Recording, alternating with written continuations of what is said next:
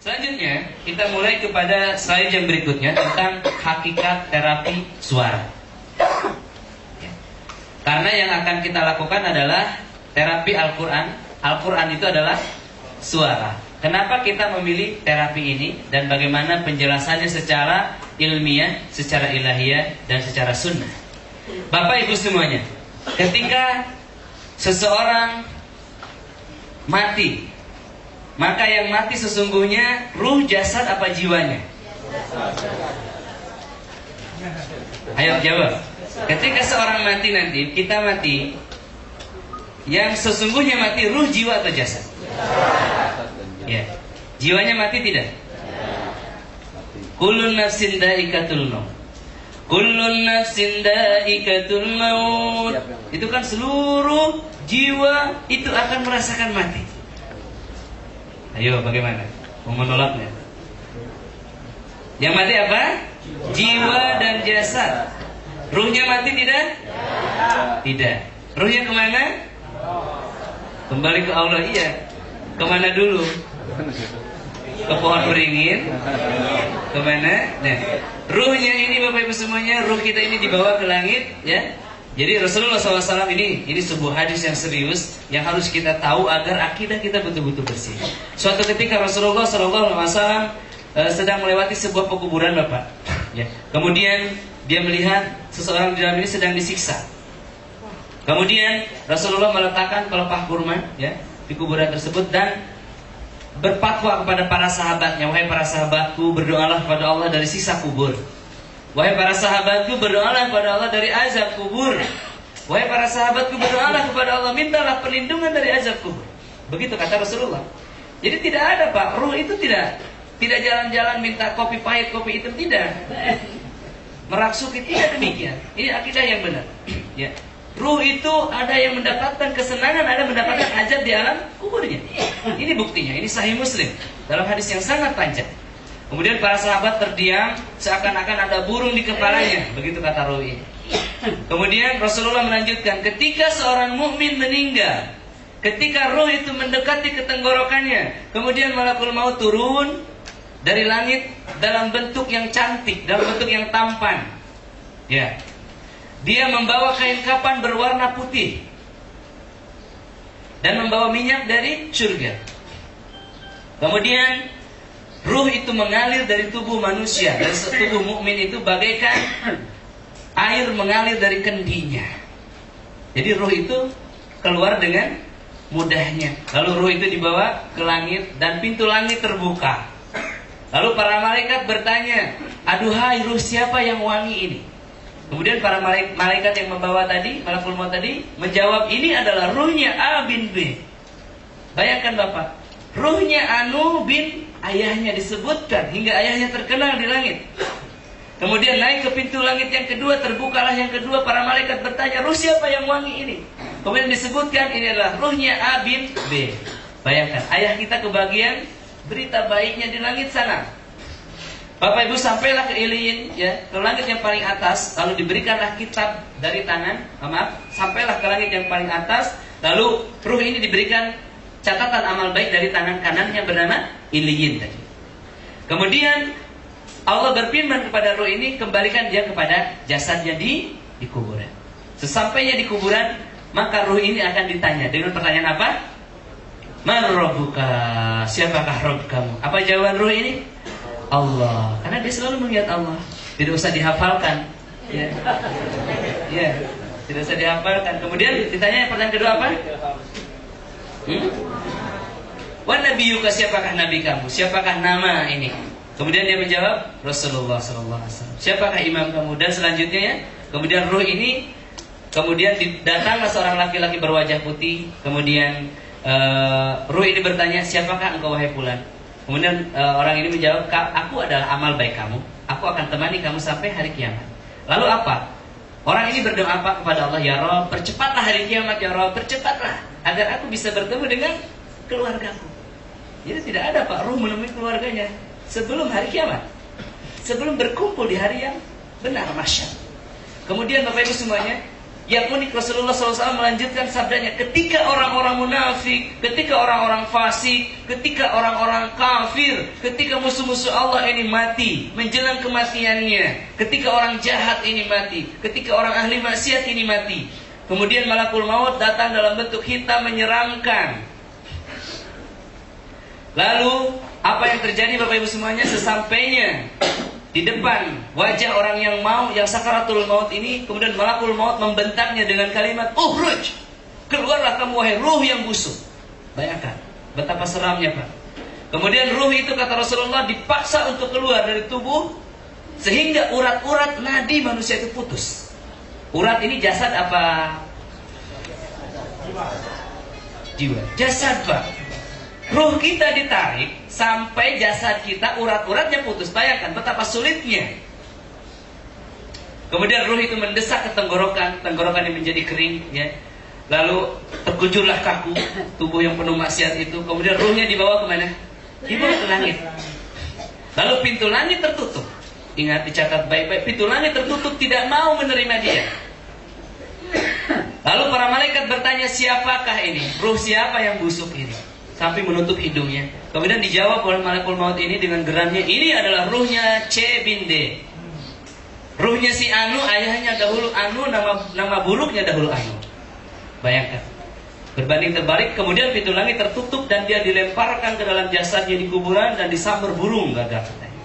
Kemudian sampai di kuburan ruh ini, maka ditanyalah dia dengan pertanyaan yang sama. Marobuka. Apa jawaban ruh ini? Tidak tahu. Bagaimana? Ditanya siapakah Rob kamu, ruh ini tidak bisa menjawab. Bukan tidak hafal, karena memang pura-pura tidak tahu. Saat seruan-seruan itu diserukan, dia pura-pura tidak mendengar, pura-pura lupa dengan Robnya. Begitu Bapak Ibu semua. Kemudian ditanyalah dia, siapakah nabi kamu, siapakah laki-laki ini? Dia tidak tahu nabinya. Bapak Ibu semuanya, bukan tidak tahu siapa Rasulullah SAW, bukan. Karena selama hidupnya dia tidak mencintai sunnah, bahkan membenci orang-orang sunnah, membenci manusia-manusia yang melakukan sunnah. Ini sebuah peringatan kepada kita semuanya, Bapak Ibu semuanya. Setelah itu datanglah laki-laki hitam, berwajah buruk dan menakutkan. Lalu berkatalah, saya adalah amat jahat kamu dan saya akan siksa kamu sampai hari kiamat. Kemudian apa yang dikatakan ruh ini? Ya Rob, dia berdoa juga, ya Rob, perlambatlah hari kiamat, ya Rob, perlambatlah hari kiamat, agar aku tidak bertemu dengan engkau, agar aku tidak bertemu dengan nar, agar aku tidak bertemu dengan hari hisab. Bayangkan, dia disiksa dan meminta kepada Allah untuk diperlambat siksanya ini. Bagus semuanya. Ya, ini adalah perjalanan apa tadi? Perjalanan ruh manusia. Baik. Sementara jiwa sudah mati saat kematian. Ini dia. Makanya tidak ada kalimat kullu ruhin dhaikatul maut, tidak. Tapi kullu nafsin dhaikatul maut. Yang disucikan itu bukan ruh, namun jiwa manusia. Yang sakit itu saat ini adalah jiwa manusia. Yang sakit yang harus dibersihkan kotorannya adalah jiwa. Nah, ini Bapak Ibu semuanya ya. Jadi kita Al-Quran Al-Karim ini fokusnya pada jiwa. Kalau bapak tubuhnya sakit, jantung koroner misalnya, tidak apa-apa, nanti saat mati akan sembuh total. Kalau nggak percaya boleh coba. Yang punya sakit gigi, ibu bapak, saat mati sembuh total. Yang migrain sembuh total. Pak Ustadz, pernah nggak menemukan sebuah riwayat di akhirat itu ada rumah sakit jantung? Tidak ada, hanya ada surga dan neraka. Penyakit tubuh ini tidak apa-apa, itu hanya cerminan penyakit kolbu kita. Justru yang harus disembuhkan adalah kolbu kita. Karena Rasulullah SAW bersabda, dalam tubuh manusia itu ada segumpal daging. Jika daging itu baik, maka baiklah seluruhnya. Jika daging itu rusak, maka rusaknya seluruhnya. Daging itu bernama kolbu. Sekali lagi, dalam tubuh manusia Rasulullah SAW bersabda ada segumpal daging. Jika daging itu baik, maka baiklah seluruhnya. Jika daging itu rusak, maka rusaklah seluruhnya. Daging itu bernama kolbu. Dalam dada Bapak Ibu semua. Kolbu ini apa kira-kira? Jantung apa hati Bapak? Bukan hatung ya. Jantung apa hati? Bapak-bapak sepakatnya jantung apa hati?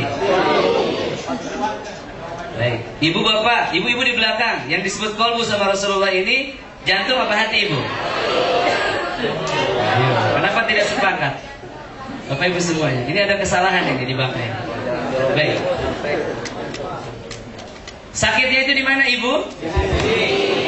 Ya. Tidak apa. Sakitnya itu di mana? Kalau orang sakit hati, sakitnya itu di sini. Tidak di sini kan? Nah, yang di bawah sini adalah hati, yang di sini adalah jantung. Jadi kolbu itu adalah jantung. Pusat peredaran darah itu adalah jantung, bukan hati. Kalau hati itu namanya bahasa Inggrisnya liver. Kalau ini adalah heart. Ada penyakit namanya heart attack, serangan jantung, bukan serangan hati. Ya, jadi yang disebut kolbu adalah jantung manusia. Secara biologis adalah jantung, ya. Secara psikologisnya adalah kolbu. Ya, Bapak Ibu semuanya. Nah ini setan itu memasuki tubuh manusia melalui pori-pori yang terbuka, masuk ke dalam masuk ke dalam darah dan bersarang di dalam jantung manusia. Baik, saya mencoba untuk melanjutkan presentasi ini. Mudah-mudahan seluruhnya bisa fokus ya. Dilihat ke depan. Di dalam tubuh manusia itu, Bapak Ibu semuanya, ada sekitar 30 triliun sel.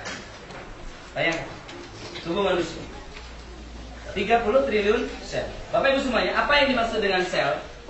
Sel itu adalah bagian terkecil dari tubuh manusia atau dari organ. Jadi Bapak kalau dimutilasi ini, dipotong-potong, maka yang bagian terkecil yang tidak bisa dibelah lagi adalah sel.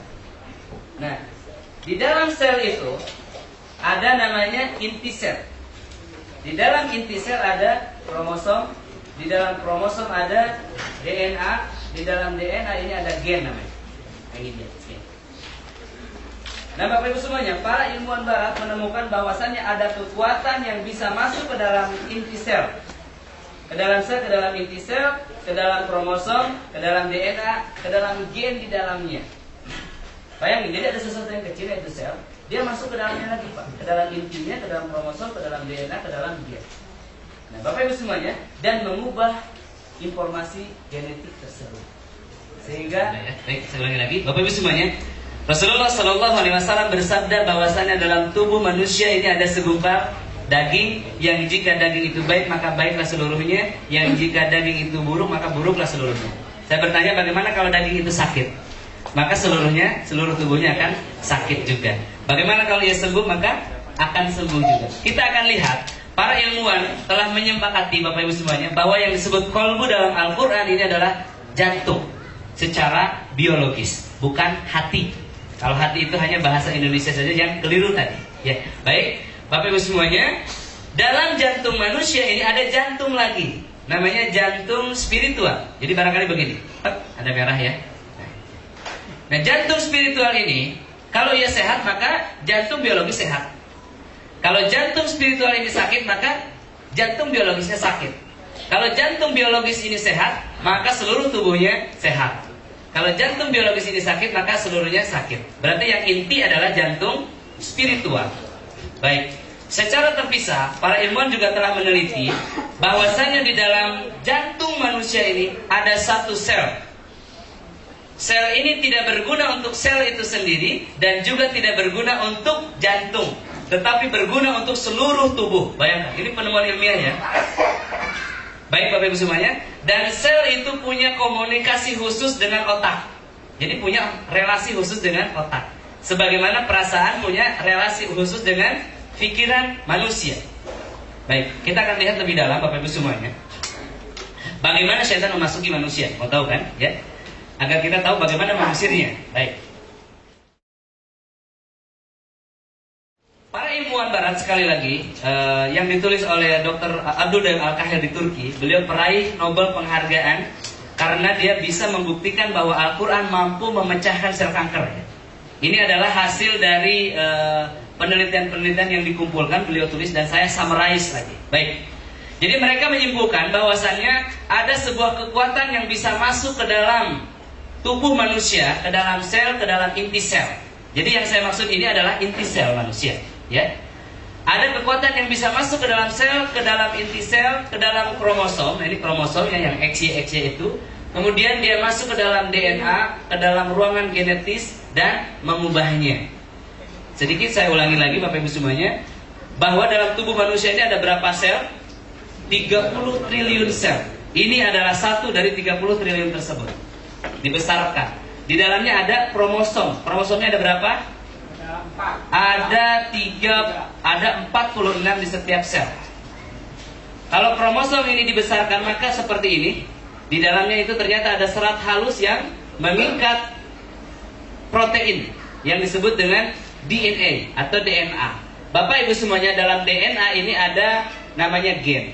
Gen ini kalau dibesarkan seperti ini, dan kekuatan tadi bisa masuk ke dalam sini, ke dalam sel, inti sel, ke dalam kromosom, ke dalam DNA, ke dalam gen ke sini. Bayangkan.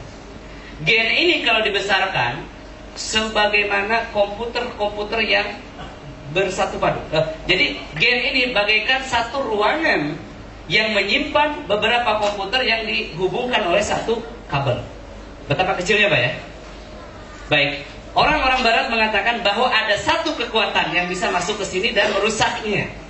Begitu Bapak Ibu semuanya. Sudah paham sampai sini ya? Lebih saya detailkan lagi, mohon bersabar ini untuk memahaminya karena memang agak sedikit rumit.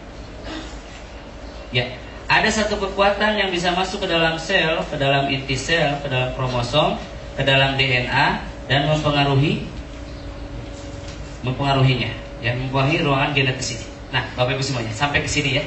Dan di sini itu ternyata ruang penyimpanan data yang di dalamnya terisi komputer-komputer yang lainnya. Kalau dahulu para ilmuwan mengatakan gen itu adalah satu komputer. Tapi sekarang mereka mengatakan bahwa gen itu ruangan yang terdiri dari komputer-komputer. Betapa kompleksnya Pak tubuh kita ini.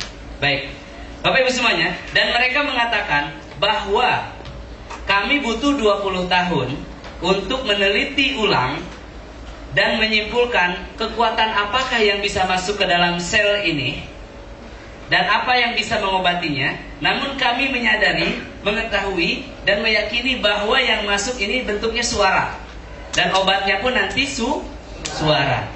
Maka mereka membuat terapi suara Bapak dengan apa? Musik.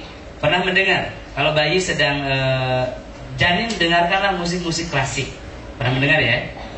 Ada juga terapi suara alam, mendengarkan air terjun, mendengarkan gemuruh ombak, mendengarkan suara kicau burung, mendengarkan musik harmoni dan lain-lain. Ini terapi suara. Namun mereka sesungguhnya tidak pernah berhasil. Dan mereka sejujurnya sudah tahu bahwa yang paling baik adalah Al-Quran karena mereka sudah dapat risetnya.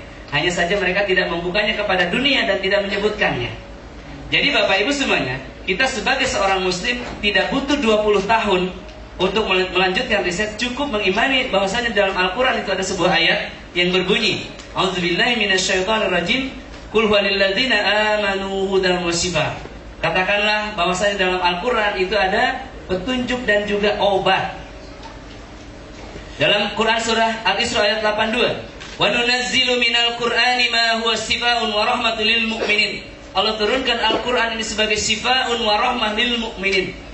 Bapak Ibu semuanya, suara Al-Quran itu bisa masuk ke dalam tubuh manusia, ke dalam sel, ke dalam inti sel, ke dalam DNA, ke dalam kromosom, ke dalam kromosom, ke dalam DNA, ke dalam gen, dan mengubah kembali struktur gen yang rusak. Baiklah, apa yang ada dalam gen ini? Ngomong-ngomong Bapak Ibu semuanya, ada yang tahu tidak? Sifat dan karakter manusia. Yang ini Bapak Ibu semuanya bisa diubah. Nah sekarang saya refresh lagi, saya perjelas lagi Bapak Ibu semuanya agar kita betul-betul jelas dan betul-betul beriman kepada Al-Quran yang menakjubkan ya Bapak Ibu semuanya, bahwa dia itu bisa mengubah kesehatan manusia. Baik, dalam tubuh manusia tadi disebutkan ada sel, di dalamnya ada inti sel, di dalamnya ada 46 kromosom, ada X, ada Y ya, begitu ya. Ada X, ada Y. Katanya kalau X dan Y ini seimbang, maka akan jadi laki-laki yang sempurna. Kalau terlalu banyak X, maka akan jadi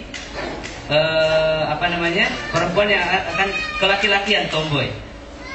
Kalau terlalu banyak Y, maka akan terjadi laki-laki yang wanita-wanitaan. Bapak Ibu semuanya, kita akan melihat, akan saksikan bahwasannya penyakit waria ini, penyakit transgender ini, yang memang betul dimulai daripada ketimpangan gen ini, ternyata disebabkan oleh syaitan dan sembuh dengan Al-Quran. Ya, kita lihat, Bapak Ibu semuanya. Tadi mereka mengatakan bahwasannya dalam tubuh manusia ada sel, ada inti sel, ada kromosom. Ini kromosom ini kalau dibesarkan tadi seperti ini ya. Ya, lihat. Baik, seperti ini. Kemudian ada tangga-tangga DNA ya, ada pasang-pasangan DNA seperti ini. Ya, seperti ini. Kemudian di sini ada apa tadi? Ada gen. Gen ini kalau dibesarkan kurang lebih seperti ini. Ya. Di dalamnya ada komputer-komputer yang keseluruhannya bersuara. Nah, ini yang menakjubkan. Bapak Ibu dilihat ya, bahwa ini bersuara seperti ini. Nah, baiklah. Ya, seperti ini ya. Suara apa yang dimaksud? Yang dimaksud itu bukan suara seperti yang kita dengar ya. Bukan kuku, bukan begitu. Tetapi memang suara getar yang sangat halus. Baik, Bapak Ibu semuanya, mereka mengatakan bahwasannya Al-Quran ini, bahwasannya ada satu kekuatan negatif yang bisa masuk ke dalam sel, ke dalam inti sel, ke dalam kromosom, ke dalam DNA dan merusaknya seperti ini. Bapak Ibu semuanya, kita perhatikan. Kalau satu hal ini rusak, maka terlihat nggak di sel? Tidak. Kalau seluruh gen ini rusak, maka terlihat tidak di sel? Tidak. Kalau satu kromosom ini rusak, maka terlihat belum? Belum. Kalau 40 kromosom ini rusak, terlihat belum? Belum. Kalau satu sel ini rusak, terlihat belum? Belum. Baru ketika ribuan sel rusak, baru dokter mengidentifikasinya ada kerusakan pada sel. Ini dia Bapak Ibu semuanya. Penyakit-penyakit psikis itu terjadi di wilayah ini. Bisikan setan itu terletak di wilayah ini. Fitrah manusia terletak pada wilayah ini. Jadi Bapak Ibu semuanya, ketika Al-Quran dibacakan, lalu dia akan menembus ke dalam sel, ke dalam inti sel sampai kepada ini dan mengusir si warna merah ini. Kita perhatikan gambarannya adalah seperti ini. Ya. Al-Quran ini suara yang hijau. Nah, masuk ke dalam sel, inti sel, ke dalam kromosom, ke dalam gen, dan melakukan perbaikan seperti ini hingga seluruhnya menjadi terang lagi seperti ini. Baik, kalau begitu ahli hipnotis pun bisa, betul, Bapak Ibu semuanya. Ahli hipnoterapi bisa juga mengubah kondisi yang terpuruk tadi dengan memasukkan sugesti kepada permasalahan satu persatu. Namun kelebihannya Al-Quran ini tidak mensugesti satu persatu, tapi merombak keseluruhannya dan mengusir yang merah tadi. Yang merah tadi saya simpulkan sebagai sihir, kekuatan sihir, dan yang hijau tadi adalah Al-Quran. Seorang ahli hipnoterapi bisa saja mengobati satu trauma, ya, tetapi Al-Quran bisa mengobati seluruh trauma psikis. Bayangkan, ahli psikologis mengatakan bahwa bipolar tidak ada obatnya, Al-Quran bisa menghancurkannya. Karena penyebab dua kepribadian ganda itu adanya ruh ganda, ruh setan dan ruh manusia. Ketika ruh setan itu pergi, maka akan kembali sesuai dengan fitrahnya seperti ini. Baik, saya perumit sekali lagi, Bapak Ibu semuanya, bagaimana yang dimaksud dengan getaran ini? Ya, Bapak Ibu semuanya, ketika kita melakukan hubungan suami istri, Bapak satu kali semburan itu ada berapa ratus juta sperma? Ada sekitar 250 juta sperma Pak, satu semburan itu. Oh, banyak ya Ustaz? Ya banyak sekali. Apakah semuanya masuk? Bertemu sel telur? Tidak. Yang bertemu sel telur itu hanya sekitar 100 buah saja. Dan yang membuahi hanya satu sperma saja. Baiklah, sekarang saya bertanya, dari mana sperma Bapak ini tahu keadaan kondisi tubuh ibu? Dari mana mereka berjalan? Dengan cara apa mereka berjalan? Siapa yang memberi petunjuknya? Allah. Dengan cara apa? Sel telur itu bergetar Pak, memanggil sperma ini. Nah inilah getaran seperti itulah yang terjadi pada tubuh ini. Ketika getaran-getaran ini dipengaruhi oleh suara-suara halus daripada syaitan, maka akan terjadi ketimpangan manusia. Yang dimaksud adalah manusia keluar daripada fitrahnya. Nah ini dia Bapak semuanya ya. Jadi subhanallah, kalau kanker itu di wilayah sini, maka Al-Quran itu mengobati, bahkan tidak harus menghancurkannya, tetapi memperbaikinya hingga ke dalam. Asal Al-Quran itu masuk ke dalam tubuh kita dan terdengar. Kalau Al-Quran ini tidak masuk, terhalang, maka tidak berfungsilah ini. Lihat Bapak semuanya, ketika Al-Quran ini masuk, misalkan seperti ini ya, dibacakan, Ketika Al-Quran boleh dibacakan seperti ini, maka Bapak Ibu semuanya ada penghalang-penghalang di sini. Ya, misalkan yang pertama penghalangnya adalah ragu bahwa Al-Quran itu bisa mengobati. Yang kedua, dia belum sholat. Yang ketiga, sering silaturahim ke dukun. Yang keempat, apalagi ya, masih durhaka pada ibunya. Yang kelima, suka menyakiti orang tuanya. Yang keenam, apalagi belum pakai kerudung yang baik. Yang ketujuh, banyak sekali penghalang. Akankah Al-Quran ini masuk ke dalam jiwanya? Akan terhalang, sehingga Al-Quran itu terpantul keluar. Apalagi dia belum berpikir-pikir untuk mempersiapkan dirinya akhirat, maka Al-Quran yang terpantul. Bapak Ibu semuanya, ketika Al-Quran ini masuk ke dalam sini, bisa nggak kira-kira menghancurkan ini? Allah Subhanahu wa taala berfirman dalam Al-Quran, Bapak Ibu semuanya, "Lau anzalna hadzal Qur'ana 'ala zabalin la ra'aitahu khashi'an mutasaddian min khasyatillah." Ya. Dan surah apa itu? Al-Hasan. "Lau anzalna hadzal Qur'ana 'ala zabalin la ra'aitahu khashi'an mutasaddian min khasyatillah." Seandainya Al-Quran ini diturunkan kepada gunung, maka gunung pun akan tunduk terpecah belah karena takut kepada Allah. Bayangkan besar mana sel ini, apa gunung? Besar gunung. Kalau gunung pun pecah, kenapa sel ini tidak pecah? Kenapa penyakit-penyakit yang kecil ini tidak hancur? Karena adanya penghalang atau yang disebut dengan hijaban mastura tadi, Bapak Ibu semuanya. Subhanallah. Baik, kalau tidak ada penghalang, maka Al-Quran ini akan masuk, merasuk ke dalam jiwanya, akan memperbaikinya, membetulkannya. Karena Al-Quran ini adalah buku panduan kehidupan, bukan hanya kehidupan manusia, namun juga kehidupan jagat raya ini. Begitu Bapak Ibu semuanya. Kecamuk di Timur Tengah, kecamuk di negeri-negeri Islam, itu disebabkan oleh penduduknya yang belum mengaplikasikan Al-Quran pada peraturan kehidupannya. Coba lihat ahli-ahli Quran. Demi Allah, saya melihat ahli-ahli Quran itu bahagia hidupnya. Ada cahaya di wajahnya, ada harapan, ada kesembuhan, ada kebanggaan. Karena Al-Quran sudah ada dalam dirinya. Bapak Ibu semuanya, kita yang sakit ini karena memang salah satunya disebabkan jauh daripada Al-Quran, jauh daripada zikir. Ya begitu ya Bapak Ibu semuanya. Ini adalah gambaran, ingat ya, gambaran ini bagaimana Al-Quran itu bekerja merasuk ke dalam tubuh manusia. Sekarang kita akan lanjutkan, sehingga Bapak Ibu semuanya memungkinkan untuk melakukan pengobatan jarak jauh. Kenapa?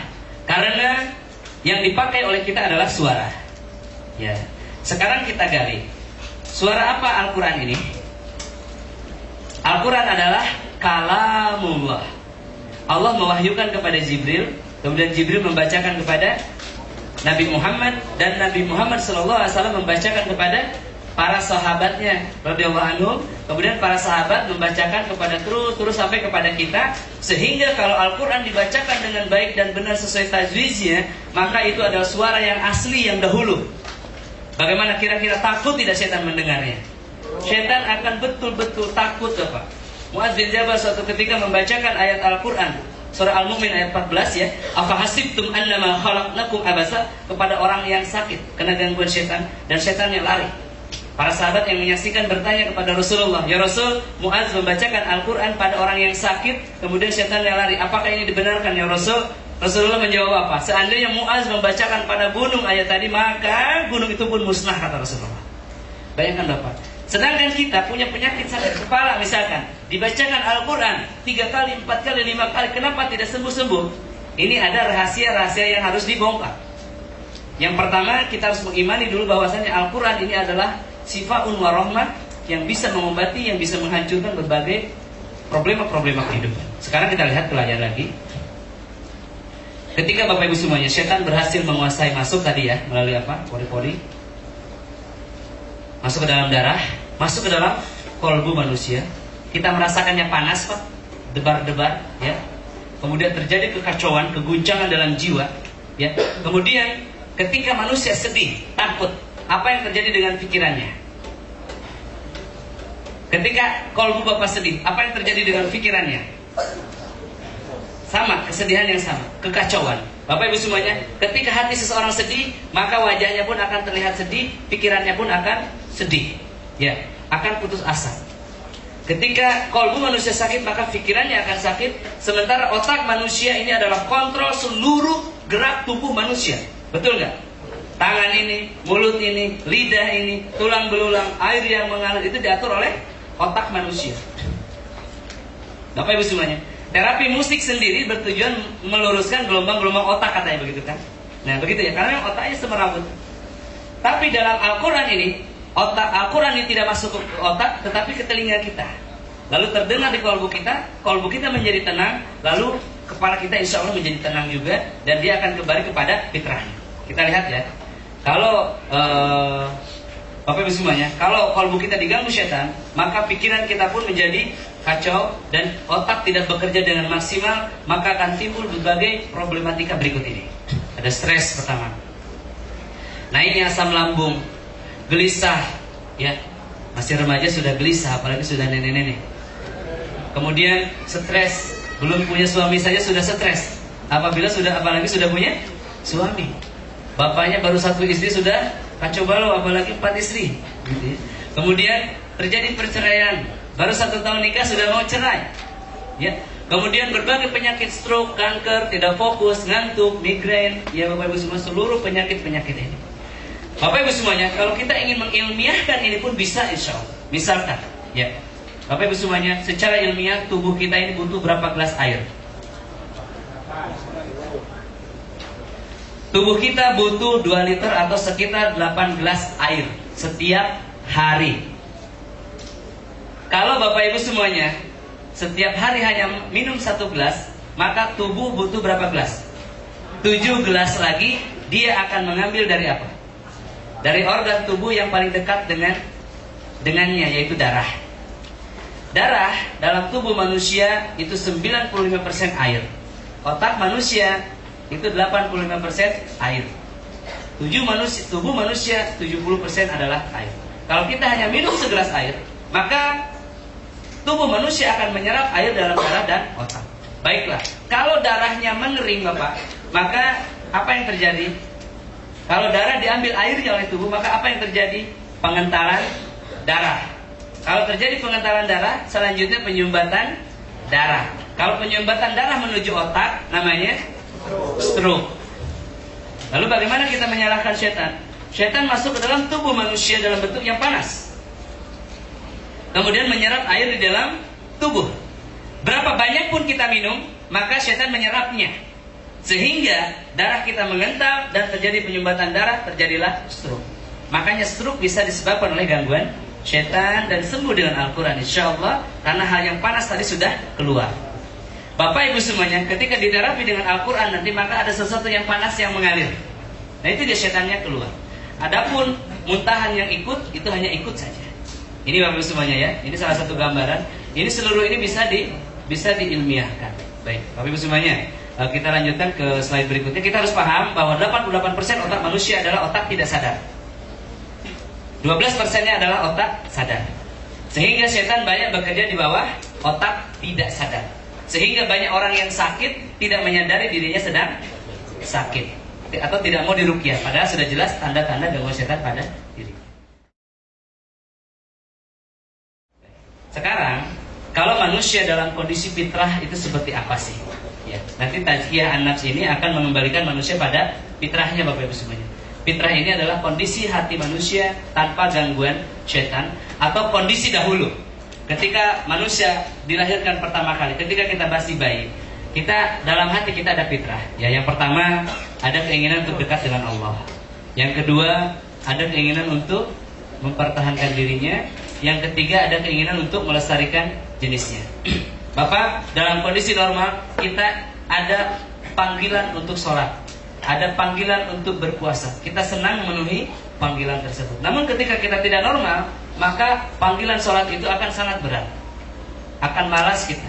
Kemudian ada keinginan untuk mempertahankan diri. Misalkan Bapak ketika tenggelam, apa yang Bapak lakukan? Berenang. Ketika melihat orang tenggelam pun kita ingin menolongnya. Itu orang yang normal. Orang yang tidak normal atau tidak sesuai dengan kondisi fitrahnya, melihat orang tenggelam itu dia senang, tepuk tangan. Melihat orang menderita dia senang. Itu tidak sesuai dengan fitrahnya. Kondisi fitrah manusia ingin mempertahankan diri dan mempertahankan eksistensi orang lain pula. Begitu ya. Ingin dekat kepada Allah, tidak malas kepada Allah. Namun dalam kondisi sakit, dalam kondisi di luar fitrah, manusia menjadi malas, manusia menjadi saling dengki, saling iri, dan yang terakhir tidak mau, tidak punya keinginan untuk melestarikan jenisnya. Maksudnya apa melestarikan jenis ini? Menikah dan punya anak. Lalu anak ini beribadah kepada Allah sebagai warisannya. Bapak Ibu semuanya, orang-orang yang terkena gangguan atau tidak sesuai fitrahnya, maka keinginan untuk punya suami, punya istri itu tidak ada. Atau selalu dapat halangan ketika menginginkannya. Nah ini dia Bapak Ibu semuanya, ini adalah kondisi fitrah manusia. Nah Al-Quran mengajak ketika dibacakan, kita pahami atau tidak, itu akan merekonstruksi kondisi spiritual atau kondisi kolbu manusia. Ya. Alhamdulillah. Materi yang penting ya. Kalau tadi adalah materi ilmiahnya, ini materi Al-Quran. Bagaimana Al-Quran ini bisa menyembuhkan? Ada yang bawa Al-Quran nggak Pak? Mohon pinjam, ada yang bawa Al-Quran ya? Ya, terima kasih. Ya. Bapak Ibu ada yang pernah bertanya, bagaimana caranya Al-Quran itu bisa mengobati, menyembuhkan, padahal dia hanya suara. Tadi sedikit banyak sudah dijelaskan secara ilmiah ya, bahwa Al-Quran ini adalah kalamullah. Adapun kitab ini adalah catatannya. Jadi yang dijadikan obat adalah bacaannya, bukan kitab. Ada orang yang salah, dirobek ayat kursinya lalu dipasang di pintu sebagai penangkal kebakaran katanya. Padahal dia sendiri akan terbakar. Ada penangkal setan katanya ayat kursi ini. Betul akan menjadi penangkal setan kalau dibacakan. Di sore hari dia akan menangkal sampai besok pagi. Lalu besoknya dibacakan lagi karena bacanya setiap hari. Ada orang yang salah, cukup disobek, ditempelkan di pintu, seolah-olah menyuruh setan untuk membacanya. Akankah setan membacanya? Tidak akan. Ada orang yang lebih sesat lagi, dia lipat-lipat, dia masukin ke dalam dompet, dia dudukin. Al-Quran didudukin, Bapak Ibu semuanya. Ya. Ini dia, inilah kesalahan-kesalahan yang terjadi. Mari kita luruskan, lihat ke depan, Bapak Ibu semuanya. Bagaimana Al-Quran itu menyembuhkan? Kenapa Al-Quran yang kita baca setiap malam Jumat itu tidak menyembuhkan migrain saya? Kenapa Al-Quran yang saya dengar salat maghrib, salat isya, salat subuh tidak mengubah kehidupan saya? Baik, Bapak Ibu semuanya, kita lihat bagaimana Al-Quran menyembuhkan. Itu ada 5 rahasia yang mengikutinya. Ini adalah 5 rahasia atau 5 hikmah yang tersembunyi di dalam Al-Quran dari jutaan hikmah yang lainnya. Ini 5 hikmah dari jutaan hikmah yang ada di dalam Al-Quran. Baik Bapak Ibu semuanya, izinkan saya menerangkan 5 hikmah ini. Al-Quran hanya akan menyembuhkan biidznillahi ta'ala atas izin Allah ketika dia memenuhi 5 kriteria ini. Jadi kalau hanya dibaca saja memang tidak akan ada efek apa-apa, tapi harus disertai dengan 5 kriteria ini. Baik, Bapak Ibu semuanya. Yang pertama, Al-Qur'annya harus dibacakan dengan suara yang zahir, yang keras. Misalkan seperti ini. Alhamdulillahi Rabbil Alamin Ar-Rahmanir Rahim Maliki Yawmiddin Iyyaka na'budu wa iyyaka nasta'in Ihdinas siratal mustaqim. Begitu ya, dibacakan dengan keras. Jadi tanpa malu-malu, yang gak bersembunyi-bersembunyi, dibacakan dengan suara yang keras karena tujuannya terapi suara. Baik. Yang kedua disertai dengan niat untuk mengobati atau menyembuhkan penyakit tersebut pada pasien. Yang ketiga diikuti dengan cara-cara yang pernah Rasulullah SAW contohkan. Ya. Baik. Yang keempat, kenali kelemahan musuh kita, yaitu setan. Yang kelima, hancurkan perisai di dalam diri musuhnya. Ini 5 rahasia Bapak Ibu semuanya. Sedikit saya analogikan. Baik, Ustaz, Bapak Ibu semuanya, ketika Bapak punya musuh di depan Bapak, untuk mengalahkannya kita harus memeranginya. Baik, dan kita memerlukan senjata. Baik, ketika Bapak bisa baca Al-Quran, maka Bapak diibaratkan punya satu senjata. Misalkan ibu punya Al-Fatihah, artinya ibu punya satu senjata. Ibu punya Al-Falaq dan Anas, artinya punya 3 senjata. Hafal ayat kursi artinya punya 4 senjata. Hafal Al-Ikhlas punya 5 senjata. Dalam satu kali pertempuran, maka hanya satu senjata yang dipakai. Tidak langsung sekaligus, ya. Kecuali memang ada beberapa tipikal musuh tertentu. Baik, ketika Bapak Ibu bisa baca Al-Quran artinya punya senjata. Kalau bacaan Al-Qurannya baik, maka senjatanya tajam. Ya. Kalau bacaannya disertai tahsin dan qiraah yang luar biasa, maka senjatanya tajam dan beracun. Kalau bacaannya biasa saja, maka hanya punya senjata yang biasa saja. Kalau Bapak punya 30 juz hafalan, artinya punya 30 gudang senjata. Luar biasa ya. Tapi kalau hanya punya senjata saja, setan tidak akan takut. Karena senjata itu harus dipegang dengan tangan yang kuat, ya, dan dimainkan dengan cara yang tepat. Dan kita harus tahu di mana letak kelemahan musuh kita. Dan yang terakhir, hancurkan benteng yang menutupinya. Baik, sebentar lagi. Lihat ke depan, Bapak Ibu semuanya. Misalkan, ya, misalkan saya adalah musuh Bapak.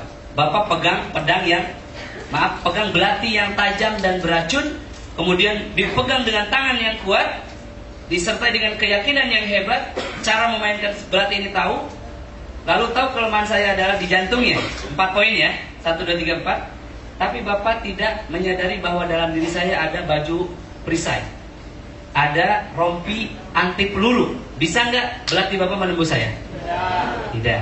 Gitu ya Bapak semuanya. Jadi misalkan seseorang baca ayat Al-Quran dengan sangat baik, disertai dengan akidah yang kuat, keberanian, ya, kemudian disertai dengan cara-cara yang penuh sunnah syar'i, dan mengetahui kelemahan setan, namun tidak menghancurkan. Namun orang ini, peruqyah ini lupa tentang perisai-perisai yang ada dalam diri pasien. Mungkinkah ayat itu tembus? Tidak. Jadi perisai yang saya maksudkan adalah hijaban masturah tadi, Bapak Ibu semuanya, dosa-dosa dan kemaksiatan yang dilakukan oleh pasien tersebut yang harus dibersihkan terlebih dahulu. Jadi misalkan Bapak baca Al-Quran dengan mendayu-dayu, sangat indah, sangat baik, dibacakan dengan cara yang tepat sebagaimana Rasulullah membacakannya. Kemudian juga Bapak tahu kelemahan setan dan Bapak tahu cara memainkannya, dibacakan dengan berani, dengan ikhlas. Tetapi di dalam tubuh manusia ini masih banyak dosa, masih banyak kesalahan yang belum terbongkar, masih banyak ajimat di rumahnya, masih sering pergi ke dukun, akidahnya belum itu, maka tidak akan masuk. Jubah ini harus dibuka terlebih dahulu. Perisai ini harus dibuka terlebih dahulu. Agar apa? Agar bacaannya masuk. Meskipun hanya dibacakan Al-Fatihah berulang-ulang, ini akan masuk kalau perisainya sudah terbuka. Bapak Ibu semuanya, salah satu perisai manusia adalah kesombongannya. Sombong bahwa dia bisa baca Quran, sombong bahwa dia sudah usianya sudah senior, sombong kalau dia sudah ilmunya banyak, dan lain-lainnya. Juga maksiat-maksiat tadi yang 5 tadi awal ya, Bapak Ibu semuanya. Sekarang kita akan lihat, kita akan sedikit simulasikan, mudah-mudahan waktunya sedikit. Pertama adalah bacaan yang baik atau bacaan, itu poin nomor 1 Pak ya, sebagai senjata. Sekarang Bapak Ibu semuanya, saya ingin mendapatkan perhatian, dan Bapak Ibu semuanya rasakan apa yang terasa saat melihat gambar ini.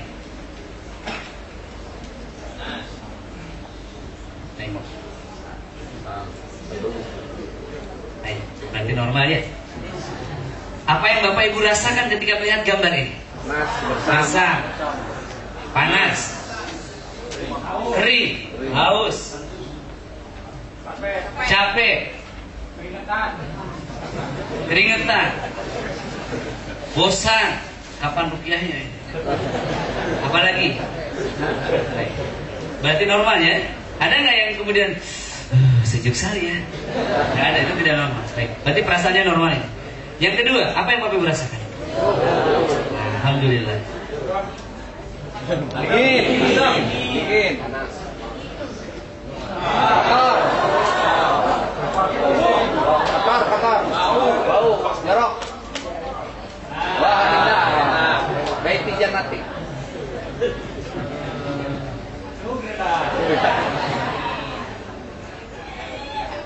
dingin? Nikmat. Panas. Normal berarti ya? Masya Allah. Panas. Apa ini? Api.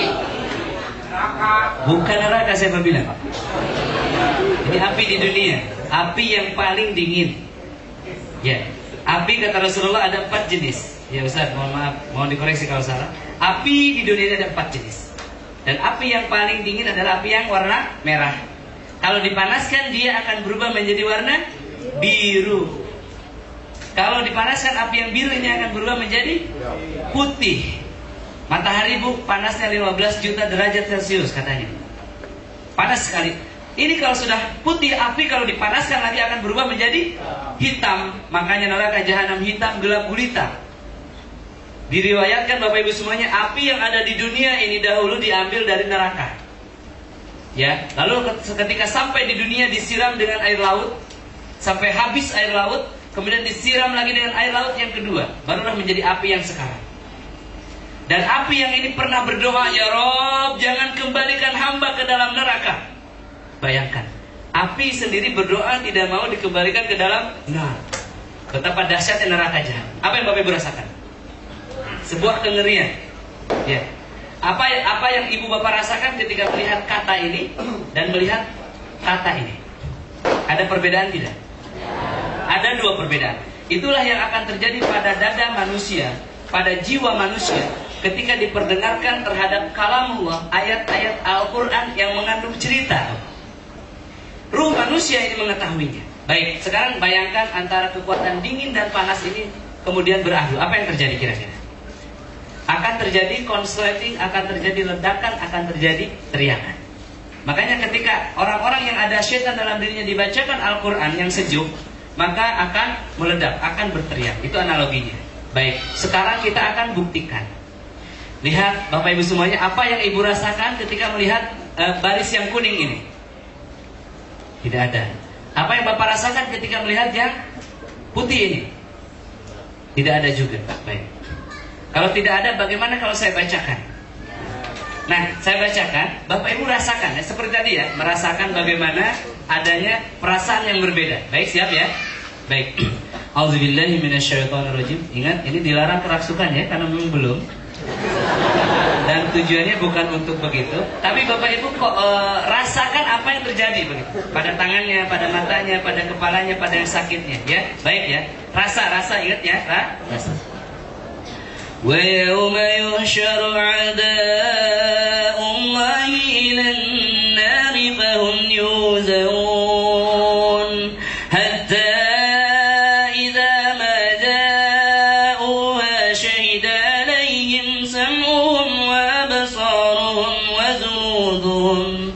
شهد عليهم سمعهم وأبصارهم وجلودهم بما كانوا يعملون. Baik, Bapak Ibu semuanya, saya ingin pendapatnya. Seperti rasa tadi, panas, dingin, gelisah, gersang, sedih dan lain-lain. Apa yang Bapak Ibu rasakan ketika saya baca satu penggal ayat ini? Coba angkat tangan. Tenang itu biasa. Bapak gimana Bang? Merinding ya, itu perasaan yang lain. Ada lagi nggak? Sedih. Belum sungguh-sungguh ini. Mau terlibatnya nih? Mau ya? Mau terlibatnya? Bapak Ibu semuanya, coba sambut ayat ini dengan jiwanya. Ini yang punya jiwa ya. Yang punya jiwa jangan usah. Sambut dengan hatinya, sambut dengan baik-baik. Ini adalah bacaan dari saya untuk Bapak Ibu semuanya. Lalu saya minta pendapatnya, apa yang Ibu rasakan? A'udzubillahi minasyaitonirrajim. Wa yauma yuhsyaru 'a'da'ullahi ilan nari fahum yuzawun hatta idza ma ja'uha shahida alaihim sam'uhum wa absaruhum wa juluduhum shahida alaihim sam'uhum wa absaruhum wa juluduhum bima kanu ya'malun. Baik, saya minta Bapak dulu angkat tangan yang merasakan sesuatu yang aneh. Gimana Bang? Dadanya berdetak lebih kencang. Nah, ada lagi? Sama. Panas. Ada lagi? Bapak kenapa Pak? Tiba-tiba ingin batuk, nggak apa-apa. Ada lagi Pak? Sesak. Ada lagi yang lebih unik? Menangis. Bapak tiba-tiba sedih, kenapa ya? Ibu ada berapa lain Bu? Baik, saya ingin angkat tangan yang merasakan sesuatu saja. Apa saja? Coba angkat tangan. Berapa ruangan ini? Baik, hanya beberapa. Baik, sekarang perhatikan ke depan. Saya jelaskan sedikit saja. Al-yaum artinya apa? Hari. Yuhsyaru, dikumpulkan. Betul. Diseret, digerakkan. A'da Allah. A'da Allah. Ya. Ilan nar. Fahum yuzam. Wa yawma yuhsyaru a'da Allah ilan nar. Ingatlah sebuah hari ketika manusia, ketika musuh-musuh Allah ini, a'da Allah ini musuh-musuh Allah, diseret ke dalam nar. Lalu dipisah-pisahkan. Bapak Ibu, apa yang terbayang? Ingatlah sebuah hari ketika manusia-manusia yang jahat itu dikumpulkan lalu diseret ke dalam neraka dan dipisah-pisahkan atas dosa-dosanya. Di mana itu? Di bibir jurang neraka. Dalam bibir jurang neraka kita sedang diseret. Apa yang terbayang? Sebuah kengerian, karena Al-Quran ini ditujukan kepada semua jiwa. Begitu ya? Tidak ada yang langsung senyum kan ketika mendengar ini, Bapak Ibu semuanya. Lalu kemudian, hatta idza ma ja'uha syahida 'alaihim sam'uhum wa absaruhum wa juluduhum. Kemudian ketika mereka telah sampai ke dalam neraka, bersaksilah pendengaran mereka, penglihatan mereka, dan kulit-kulit mereka tentang apa yang mereka kerjakan di dunia dahulu. Bapak Ibu, apa yang terasa? Apa yang terbayang? Terbayang ya ini? Baik, sekarang boleh saya lanjutkan tidak? Kemudian di sini, wa qalu li zuludihim lima syahidtum alaina. Kemudian kita akan bertanya kepada kulit-kulit kita, kenapa kalian bersaksi atas apa yang aku lakukan dahulu di dunia, yang padahal kami sembunyikan. Kemudian kulit itu menjawab, qalu anfaqana Allah. Kulit-kulit itu menjawab, Allah lah yang membuat kami bicara. Allah lah yang menyuruh kami membicarakan tentang aib-aib kamu saat ini. Begitu ya. Kemudian qalu anfaqana Allahu allazi anfaqa kulla syai' wa huwa khalaqakum awwala marratin wa ilayhi turja'un. Allah lah yang membuat kami bicara, Allah lah yang membuat seluruh daripada kita bicara, Allah lah yang menciptakan kalian dan sekarang mengembalikan kalian ke dalam. Lalu di sini Allah berfirman, wa ma kuntum tastatiruna an yashhada 'alaikum sam'ukum wa la absarukum wa la juludukum. Dan kalian tidak bisa sekali-kali tidak bisa membantah atas kesaksian kulit-kulit kalian, tidak juga bisa membantah atas kesaksian pendengaran kalian, mata kalian. Kalian tidak akan bisa membantah pendengaran, penglihatan dan kulit-kulit kalian. Kemudian, walakin dhanantum anna Allah la ya'lamu katsiran mimma ta'malun. Ya, begitulah persangkaan kalian kepada Allah Subhanahu wa taala. Kalian mengira Allah Subhanahu wa taala tidak mengetahui apa-apa yang kalian kerjakan. Kemudian selanjutnya Bapak Ibu semuanya lebih serem lagi. وَذَلِكُمْ ظَنُّكُمُ الَّذِي ظَنَنْتُمْ بِرَبِّكُمْ أَرْضَاكُمْ. Seperti itulah persangkaan yang kalian sangkakan kepada Rabb kalian. فَأَسْبَحْتُمْ مِنَ الْخَاسِرِينَ. Sehingga kalian sekarang menjadi orang-orang rugi, yaitu orang-orang yang masuk ke dalam neraka. Kemudian di sini Bapak Ibu semuanya lihat, فَإِنْ يَصْبِرُوا فَالنَّارُ مَثْوًى لَهُمْ. Meskipun kalian bersabar di dalam neraka, bayangkan, ini ahli neraka nanti akan bersabar.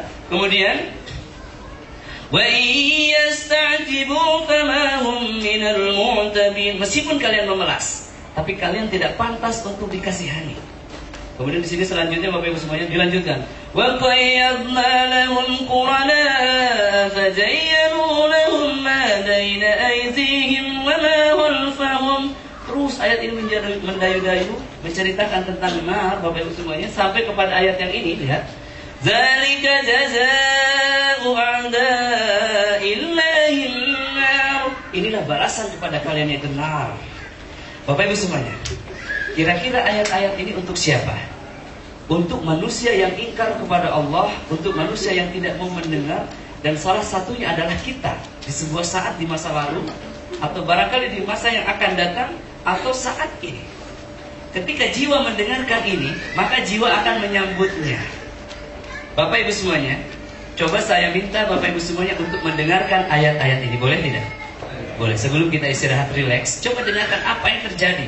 Tundukkan kolbunya, hadapkan kepada Allah saja, dan rasakan sensasi yang akan terjadi daripada ayat ini.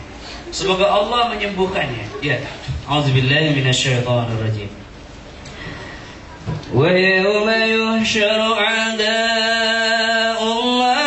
ilan nari fahum yuzawun hatta idza ma ja'uha shahida alaihim sam'uhum wa absaruhum wa juluduhum shahida alaihim sam'uhum wa absaruhum wa juluduhum bima kanu ya'malun wa qalu li juludihim lima shahidtum alaina qalu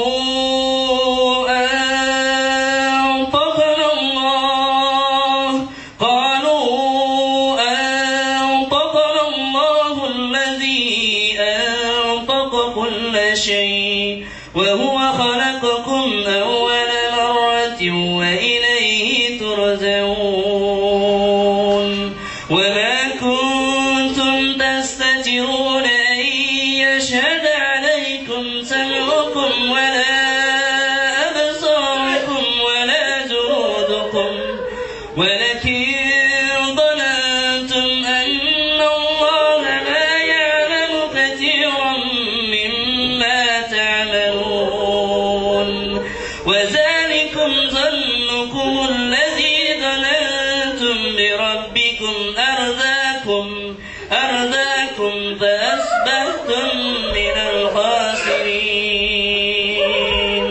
فإن يصبروا فالنار مثوى لهم وإن يستعتبوا فما هم من المعتبين وخيرنا لهم قرناء فزينوا لهم ما بين أيديهم وما خلفهم وحق عليهم القول في أمم قد خلت من قبلهم من الجن والإنس إنهم كانوا خاسرين وقال الذين كفروا لا تسمعوا لهذا القرآن والغوا فيه لعلكم تغلبون فلنذيقن الذين كفروا عذابا سديدا ولنجزينهم أسوأ الذي كانوا يعملون. Simak lebih dalam lagi. Zalika jazaa'u a'da'illahi an-nar. Zalika jazaa'u a'da'illahi an-nar lahum fiha darul khuld jazaa'an bima kanu biayatina yazhadun. Wa qala alladhina kafaru rabbana arina allazayni adallana minal jinni wal ins نزألهما تحت أقدامنا ليكونا من الأسفلين. Alhamdulillah. Cukup selesai? Cukup selesai? Siapa lagi kenapa? Hah?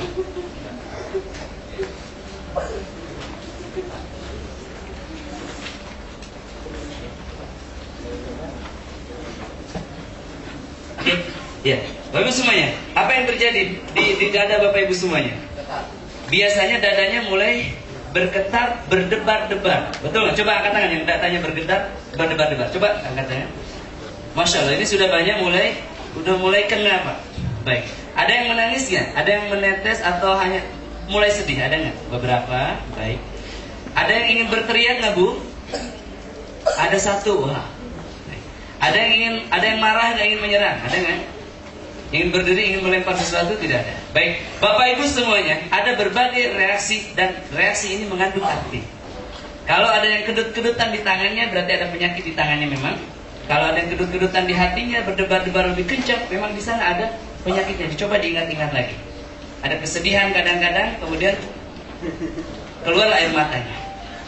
Kadang ada yang sampai teriak, Pak. Nanti di situ akan hilang emosi-emosi negatif.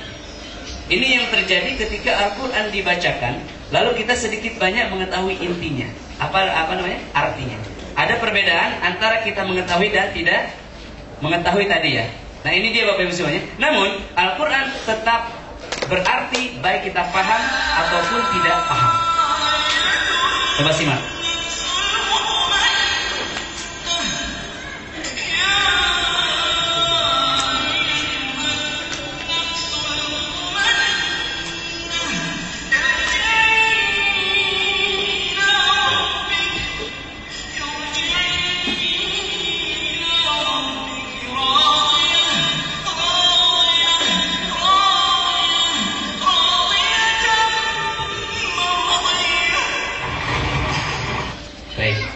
Coba saya tirukan bunyi tadi ya, maaf, bacaan Al-Quran tadi. Bapak Ibu rasakan, apa perbedaannya?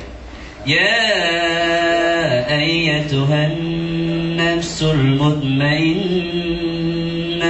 ya ayyatuhan nafsul mutmainnah, irji ila rabbiki radiyah radiyatan mardiyah, fadkhuli fi ibadi wadkhuli jannati wadkhuli jannati. Baik, apa perbedaannya Pak dari bacaan yang pertama dan kedua? Ada dua hal yang berbeda karena memang niatnya pun berbeda. Ketika Bapak menyimak, mendengarkan, dan ketika melihat layar itu pun dapatnya pun berbeda. Ini adalah simulasi Bapak Ibu semuanya, bahwasanya bersyukurlah ketika Al-Quran bekerja pada tubuh Bapak Ibu semuanya. Yang belum merasakan apa-apa, ada beberapa kemungkinan.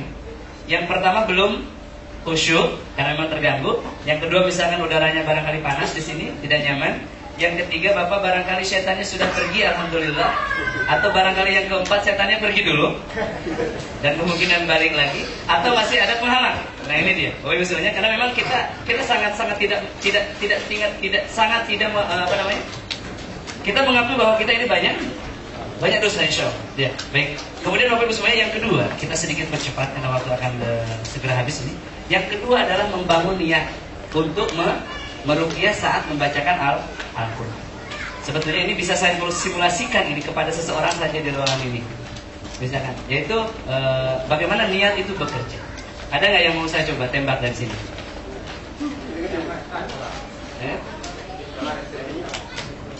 Siapa? Gimana barusan rasanya Pak? Ada lagi yang lain? Gimana rasanya barusan? Udah minum dia? Ada lagi Pak yang masih puyeng-puyeng, ada nggak? Ya, baik. Saya coba bacakan kepada Bapak ini ya, Bang siapa namanya? Dani ya, Bang Dani, tunjukkan wajahnya Bang. Saya bacakan Al-Quran untuk Bang Dani. Mudah-mudahan menyembuhkan penyakitnya apapun itu. Bapak Ibu lihat apa yang terjadi dengan beliau dan boleh Bapak Ibu pun merasakannya. A'udzubillahi minasyaitonirrajim. Dzalika jazaa'u a'da'illahi an-nar lahum fiha darul khuld. Jazaa'an bima kanu biayatina yazhadun. Wa qala alladhina kafaru rabbana arina allazayni adallana minal jinni wal ins naj'alhuma tahta aqdamina liyakuna minal asfalin. Innal ladzina qalu rabbuna Allah thumma istaqamu tatanazzalu alaihimul malaikatu alla takhafu wa la tahzanu wa absiru bil jannah alla takhafu wa la tahzanu wa absiru bil jannati allati kuntum tu'adun. Nahnu awliya'ukum fil hayatid dunya wa fil خضرة ولكم فيها ما تشتهي أنفسكم ولكم فيها ما تدعون. Perhatikan, nuzulan min ghafurir rahim. Wa man ahsanu qawlan mimman da'a ila Allah wa amila salihan wa qala innani minal muslimin. ولا تستوي الحسنة ولا السيئة ادفع بالتي هي أحسن فإذا الذي بينك وبينه عداوة كأنه ولي حميم وما يلقاها إلا الذين صبروا وما يلقاها إلا ذو حظ عظيم. من الشيطان نزغ فاستعذ بالله إنه هو السميع العليم. Mana nih? Ya.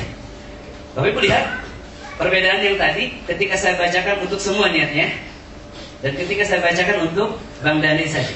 Ada perbedaan tidak? Ada kekhususan di mana ada reaksi pada dia dan Bapak Ibu semuanya tidak ada reaksi. Selain Bapak Ibu semuanya konsentrasi ke sini dan memang saya fokuskan kepada ini. Ini yang disebut dengan niat. Jadi saat baca Al-Quran dengan niat itu akan berbeda dengan tanpa niat. Bang, mana nih? Dani. Apa yang terasa saat bacaan yang kedua ini? Gemetar. Saat bacaan yang pertama tadi bagaimana rasanya? Yang kedua jauh lebih gemetar. Jauh lebih kuat. Baik, ini belum terapi, ini masih simulasi tadi ketika Al-Quran dibacakan kepada seluruh audiens dan ketika ditujukan kepada satu orang. Bapak Ibu semuanya, ini akan berimbas sama. Ketika kita Al-Quran bacakan kepada 1000 orang, maka yang akan kena imbasnya adalah 1000 orang, asal sound systemnya kuat. Saya meruqyah kadang di Eropa, saya di Jakarta. Bagaimana lewat apa? Skype. Sama, kadang lewat telepon. Texas, California, Saudi Arabia, Indonesia itu sendiri meruqyah keluarga di rumah lewat telepon saja karena memang sama. Tapi niatnya yang berbeda-beda. Baik, itu tentang the power of intention atau kekuatan daripada niat. Yang ketiga, teknik yang ampuh Bapak Ibu semuanya. Ini akan kita pelajari besok bagaimana Rasulullah membacakan sambil menyentuhkan, sambil mengusap, menepuk, meniup dan menekan. Ini akan kita perkenalkan besok. Jadi memang ada tekniknya. Disertai pertama atau tadi bacaan, kemudian niat, lalu teknik. Ini yang ketiga. Kemudian yang keempat, Bapak Ibu semuanya ada kenali musuh Anda, kenali kelemahan musuh kita, yaitu syaitan. Itu yang keempat agar lebih tahu kita kenali kelemahan mereka dan hancurkan dinding ketakutannya tadi ya. Dan yang terakhir adalah hancurkan perisai dalam diri musuh kita. Paham ya kira-kira ya? Bagaimana Al-Quran bekerja menyembuhkan. Barakallahu fikum. Ini adalah slide kita yang pertama tentang bagaimana Al-Quran menyembuhkan dalam konsep rehab hati Qurani. Bapak Ibu semuanya, alhamdulillahirabbil alamin. Kita sudah menjelang zuhur. Insyaallah taala selepas zuhur ambil waktu 1 jam, kita akan lanjutkan untuk materi selanjutnya. Ahad dan ahad. Takbir. Takbir.